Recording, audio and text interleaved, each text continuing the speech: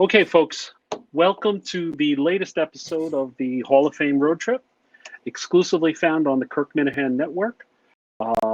This is the podcast that goes back and forth between Cooperstown and Cleveland. Today we're headed to Cleveland via Asbury Park in the great state of New Jersey. And I'm very excited to have Flynn McLean with me, co-host of a great podcast, None But the Brave. Hi, Flynn. How are you? I'm okay. I'm doing all right. Thank you for having me. It's a pleasure to be here. Yeah, thank you so much. I tweeted out this weekend, anybody who's a Springsteen fan, nut is the case as I am, and I know you are. Just a bit. This podcast is essential. I've already listened to this morning's show that you released. Really? I'm impressed. Yeah, well, I was curious on your thoughts on the '93 leg of that tour. I was at that show at the Garden, and you guys. Oh, really? It was ugly, and but let's not digress. But that could be another conversation for another time. But you and Hal certainly covered it today, and you do a great job all the time. So well, I can't recommend the pod enough. So. Initially, we were going to talk and focus on the class of 1999 for the Rock and Roll Hall of Fame, which is if you look at it, it's a real legendary list. I mean, Billy Joel, Curtis Mayfield, McCartney, Del Shannon, Dusty Springfield, the Staple Singers, George Martin was inducted, a couple of others, and of course, Bruce Springsteen was inducted in his first year of eligibility. Right. Based on you joining me and kind of after thinking about this, let's forget all those other guys for today and let's focus on the boss. That's a good idea because I don't think I could talk much about the other ones. So my first question really is, how long have you been a fan? And like, what was the thing that hooked you? Was it a song? Was it an album? Was it a moment at a show? Take me back to your beginnings. Well, it was basically I was part of that Born in the USA hoopla. That's what got me into it. I remember hearing Dancing in the Dark, and I was I guess I was in seventh grade. I guess it was the end of seventh grade when the album and the song came out, and hearing the phrase, "I want to change my clothes, my hair, my face," and I think there were probably a lot of junior high schoolers felt that way at the time, and I certainly felt that way very strongly. So to hear somebody else say it and sing it, and that was my hook. That was my entry right there. And where was your first show? I'm assuming Meadowlands. No, I'm actually from the DC area. Okay. But my first show was actually Chapel Hill, North Carolina, March 4th, 1988.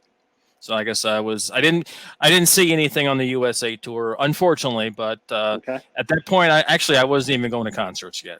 Right. Yeah. So that wasn't an option. Wasn't an option to go out to the Cap Center and then we were out of town when he played RFK in August of '85. Okay. So my first show was at the Carrier Dome in January of '85, the second night. Nice. Which closed that leg of the tour. Yeah. The first stadium tour, the first stadium shows rather of his career, basically. That's right. So that was kind of my introduction, and I mean, I would say, after that, I was kind of a tour guy. I saw Tunnel at Nassau. I saw that Lucky Town, the last night of the Lucky Town tour in '93. I saw one Jode tour. But then I kind of got swept up in the reunion and all that, and then since then it's been 60 plus shows. Understood. Yeah. So I wanted you on because I thought you'd have a good perspective on this. Let's just go back to the end of the Jode tour, which ended, I believe, in June of '97. Yes, you're correct. So the Jode tour ended, obviously a real different kind of tour for him. What was the sense in the community at that moment, thinking, July of '97, was there a sense of what was coming next? I mean, what was kind of the buzz out there? Was there talk at that point even of the band getting back together? I think at that point it was still wishful thinking, just in the fact that I remember the line of rumors was that he had lost his rock voice, that he wasn't in the mode of writing for in a rock in a, for in, he lost his mode of writing for a rock song. And so we had heard, I think later that year in 97, we had heard that he had recorded, or actually was even ready to release what we refer to as the Ghost of Tom Joad Part 2. And so it was another collection of quiet acoustic, solo acoustic stuff. And so we were like, oh man, this is, this this is not going in the direction we want. I'm sure if he had released it and toured behind it, it would have been great, which he did in 2005. That collection of songs ended up becoming Devils and Dust, which he again released in 2005 and toured behind. It was just a fantastic tour, but we were just concerned that he had really lost his rock mojo at the time. And it wasn't until about, I guess, the first quarter of 98 when we heard that a box set of studio outtakes was coming that fall to coincide with the Hall of Fame, or at least more or less coincided with the Hall of Fame induction. Okay. So just a quick step back. So most of Devils and Dust is part of that collection, what you call Ghost of Joad 2. Is that? Yes. Actually, I was thinking about this the other day. I think every song on that album, except for the title track, is from the 90s, basically from the 95 to 97 era. Mm-hmm. So, and I know. Oh, I'm sorry. I was going to say, and I know you're in the camp that I'm in, that we're still waiting for our full band Maria's Bed. Yes, I am. All of that stuff I want to hear. I wanted to hear with the E Street Band. Leah. Long time coming. I still haven't seen with the E Street Band. I saw it with the Seeker Sessions, right. But Maria's Bed, I haven't seen Devils and Dust. Leah would be a good one too. All the Way Home, I would just All the Way Home. Yep. Love to see. I really love the more band, the more musically fleshed out stuff on Devils and Dust. Yeah. And for me, the Devils and Dust tour was more enjoyable than the Joad tour. Maybe I just not as sophisticated to kind of focus that it was so stark, the Joad stuff, and it was a little lighter, the Devils and Dust. Oh yeah. It was, totally different shows, just in the fact that he had he wanted to say something on the Joad tour, and he said it almost with every song, building each chapter with every song, and then before closing it out with that Promised Land. Whereas at Devils and Dust, he brought out the piano and the organ and the banjo and all this other stuff, and it seemed to be, well, how much can he reinvent from his catalog? Don't forget about the dobro. There was a dobro involved. Oh, which one was that? Which one? What? That wasn't the auto harp. The auto harp was just that was a little bit over the top for me, but it was interesting to see him just try different things every night. Yeah, it was very cool. So jumping back to 98 when it was announced he was inducted, what were your thoughts? He was inducted as a solo artist. Obviously, the Rock Hall rules. It's the name on the first major label release. So Greetings from Asbury Park was Bruce Springsteen. Did you feel that maybe the band should be celebrated as well at the same time? I don't know. I see both sides of the argument, certainly. Just that Bruce was the writer of all those songs, and it was his vision and his lyrics, and I understand the band contributed considerably to the overall sound or to the sound of what they created, and he certainly made a point to mention them in his induction, you call it induction speech, his acceptance speech. Acceptance speech, yep. And then there was the famous story that Steve told where he was trying to get Bruce to convince the Hall to let the whole band go in together, because Bruce Springsteen and the E Street Band, that's the legend. Well, yeah. So I see it both ways, and then certainly, I guess if he had just done the 92 through 97 stuff, that probably would not warrant the Hall of Fame induction. But that was him more solo. Right. So I go both ways. I understand both sides of the story, but I also understand the rules of the hall. Yeah, I mean, it really sounds like he was pretty conflicted at that time. I mean, he mentioned it in his induction speech at the E Street Band in 2014, where Right. he tells that story that Steven said, well, That's the legend. The band is the legend, right? And even the night that he was inducted in '98, I pulled it up here. He said, my great band, your presence tonight honors me, and I wouldn't be standing up here tonight without you, and I can't stand up here now without you. So he called up the band, and according to his autobiography, there were still people, even with that tip of the cap, there were still some ruffled feathers at that time. I don't know exactly who. Maybe but I don't. Well, I remember that in 2014 there was a lot of stuff going on among Clarence Clemens' family. So I was kind of thought that there was something going on with him or Danny. Right. So, but I mean, I don't know for sure. I don't know 100%. So it's maybe I shouldn't even speculate. Yeah, exactly. Let's not do that. But it was, he did a real nice job, recognizing and honoring them. Bono did a tremendous job introducing him, it was a terrific speech. And several years later, Bruce repaid him by inducting U2. The performance that night, the Promised Land, Backstreets, 10th Avenue, what were your immediate reactions to seeing that, the band reunited and coming to life? What were your thoughts? Well, I wasn't there, unfortunately, but it seemed to have not been too far from what they had been rehearsing in Asbury Park for the tour. Right. So it was, they were gonna focus on the legend, on the legendary material, the 75 to 84 stuff, and so I really wasn't surprised. I would have expected Born to Run or Thunder Road, but what were the three again? It was Promised Land, 10th, and Backstreets. And Backstreets. Okay. All right. I guess Backstreets covers the Born to Run album. And so actually 10th Avenue. So you got two from Born to Run, one from Darkness. So that right. Fits. That seemed to have been the focus on going forward on that tour. Do you have any, I think it aired probably on VH1 at that point, like a couple of days later.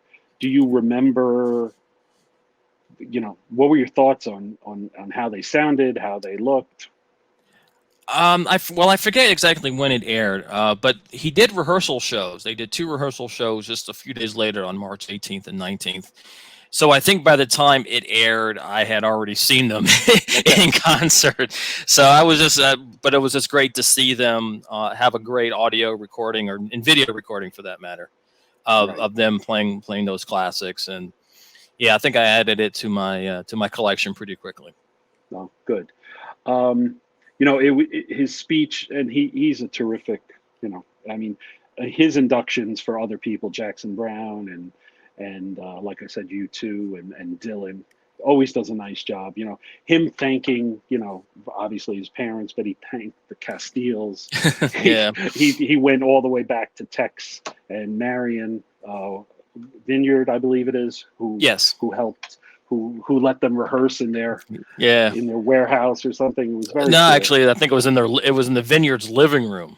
In the living room, okay. And like they were just I think if I remember correctly, it's been a while since I've read or reread any of these stories. Is that Tex was kind of I think his union was on strike, so he had to do something. So he and Marion let the boys in. They were just in high school at the time, obviously, and to play around in their living room, to rehearse in their living room, and Tex gave them some pointers on everything, I think.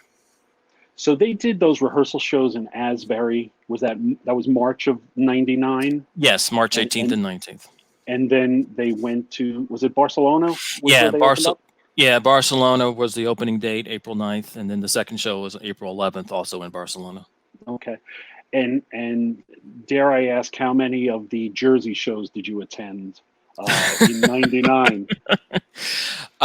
12, I think. 12 or 13. Out of 15? Yeah. Or 13 out of 15. No, it's 12 out of 15. I missed the 26th, 27th, and 20th. I know I went to night 1 and night 15, so Oh, okay. it's an easy way for me to remember it. That is easy. Yeah, that's pretty yeah. cool. How many shows have you seen? I've lost count.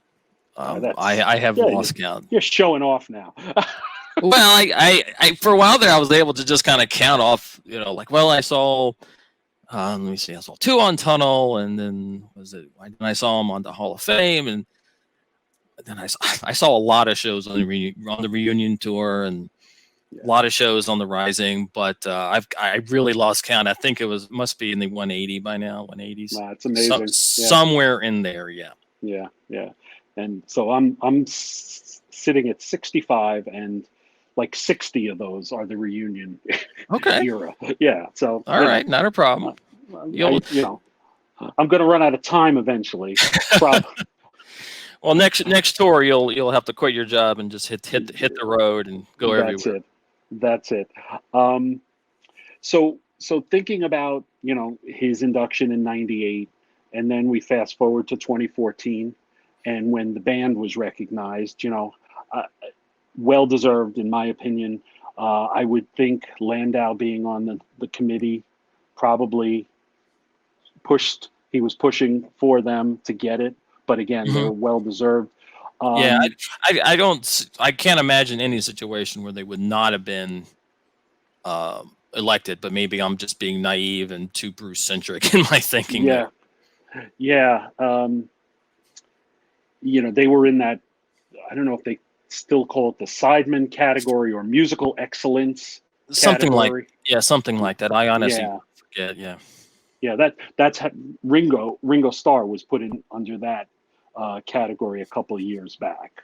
Really? So yeah, he wasn't nominated as a solo artist, as a performer. He got in in the side door, so to speak. You're in, right? But yeah. But obviously he's in as part of the Beatles. So yes. Yeah. So I now state the obvious there. Yes. So now they're each in as a solo artist, and of course they're in as the Beatles. That night, that was a long night. Were you at that ceremony? Yes, we were. My wife and I were there. Yeah, and you're right. It was a long night. And I mean, was it like an hour and a half from the start of Bruce's speeches to the music, the 3 tunes they played? I mean, it just, even watching it on TV, and I'm sure they edited it, it just seemed really long. Yeah, each one spoke, each member of the band, and that includes, I mean, the big one was Dave Sanchez. He talked a long time, a long time, and that sparked some interesting chatter in the fan community, that somebody who basically was out of the band by the time they even went to the studio to record Born to Run. Actually, no, I guess he's on the Born to Run album, on the Born to Run song, but by the time they hit the road, well, I guess by September 74, he was out of the band. And so for someone who was in the band for a year and a half, 2 years, he certainly spoke a lot. Yeah. I mean, it was great to see all of them, obviously. Vinny Lopez, Clarence's widow spoke quite a bit. That was an interesting speech she gave as well. And then after those speeches, I mean, E Street Shuffle, The River, and then a gigantic Kitty's Back. I mean, Kitty's Back on a normal tour is 12, 14 minutes. Yes, exactly. And then that night it went on for another 5 at least. Yeah. But that was the night to do it. That's the song that gives a solo to basically every member of the band, and so it was understandable, very understandable, and they did shine. And I don't know how much of it was aired, in terms of whether they actually showed the full Kitty's Back or not on some rebroadcast of it sometime, but it should have been. Yeah, and during Bruce's speech that night, he obviously referenced the Stevens story, and he absolutely showed some regret that he did. The decision he made back in 98, 99 about not having the band included, and unfortunately, obviously, Clarence and Danny were both gone by 14. So, it was kind of bittersweet Yeah, moment for sure. yeah, and he seemed to be showing. I mean, it wasn't manufactured; it was genuine emotion there. We could actually see the teleprompter from where we were sitting. We could see it, and he went off script a bit. I forget Yeah. exactly where he went off script, but he did, and it was good to see. Okay. Well, just a couple more questions. I'm going to kind of step away, while I got you. And again, None But the Brave podcast. I can't recommend it highly enough. Thank you so much. Sure. Favorite. Now I'm going to put you in a box here. Favorite show. Favorite show, like one single show that you've seen, not with all your bootlegs. Your favorite show that you've attended. Oh, the favorite show that I've attended. I'm going to go with the finale of the Rising Tour, October 4th, 2003 at Shea Stadium. Why did that stand out for you? He hit all the.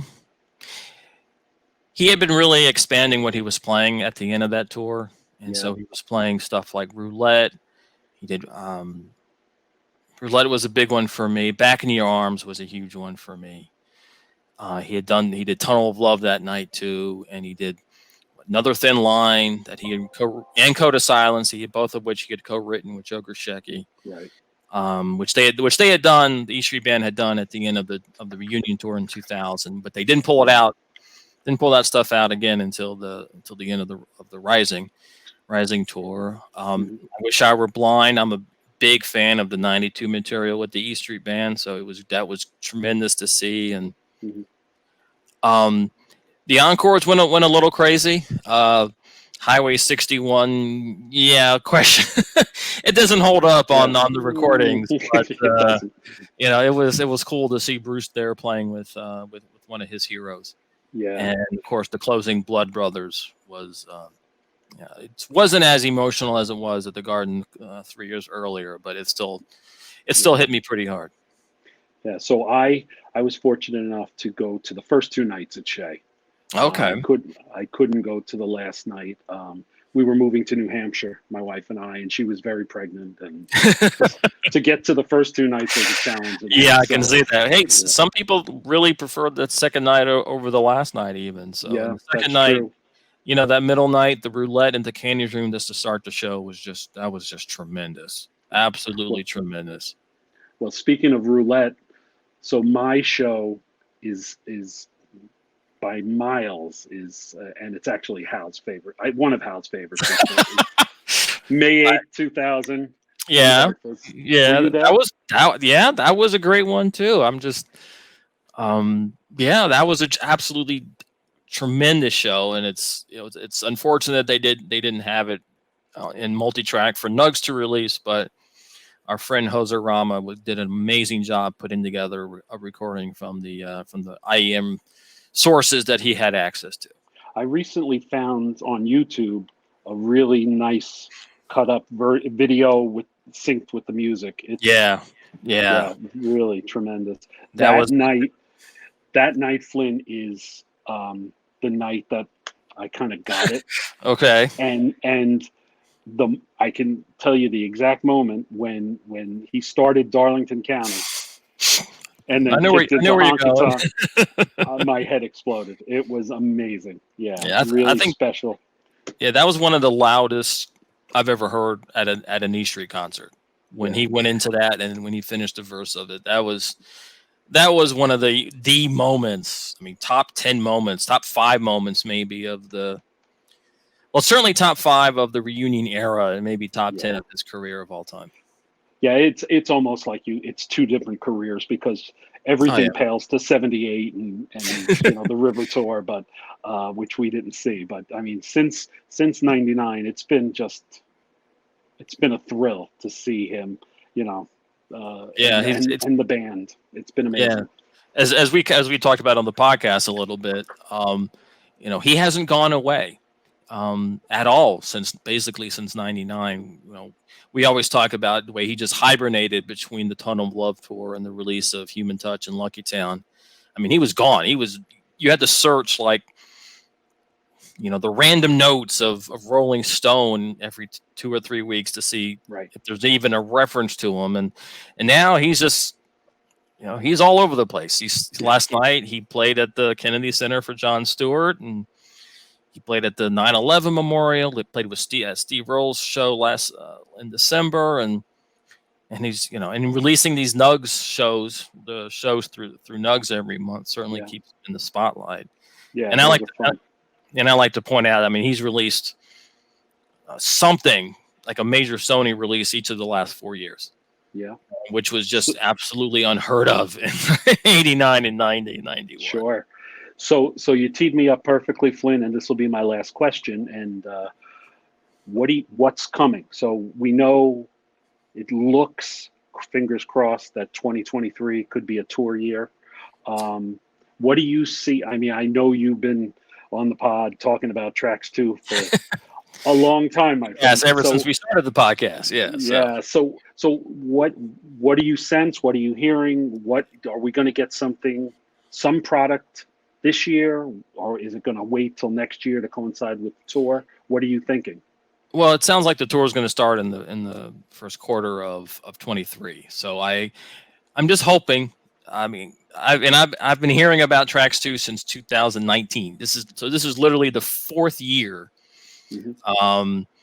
That I'm hoping that it comes out, and I'm thinking fourth year is a charm, but that could just be wishful thinking. And they've also released a part of his career where if they don't release something every year, it's kind of a missed opportunity.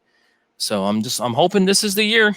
I know they've worked a lot on Tracks 2, so I'm hoping this is it. All right. Well, I hope so as well, because that would be a real treat if it's half as good as the first collection. We'll be into for something special. I hope so. Yeah. Anything you want to plug? Besides None But the Brave podcast? No, I don't have a book. I don't have I don't have a movie out or anything. I'm not. Yeah. I'm not making the circuit trying to promote anything. So no, just just a podcast, None But the Brave podcast. We're on Twitter at NBTB Podcast, and you can find us on all the major podcast platforms. Perfect. Well, listen, thank you so much for your time today. Really appreciate it. I hope we can meet in the pit at some point down the line. Works for me. Yes, thank you so much. Exactly. Thank you. Thank you so much for having me. And we'll see you further on up the road. That's right. Thanks, Flynn. Take care. And you too. And folks, thanks for joining me for the latest episode of the Hall of Fame Road Trip.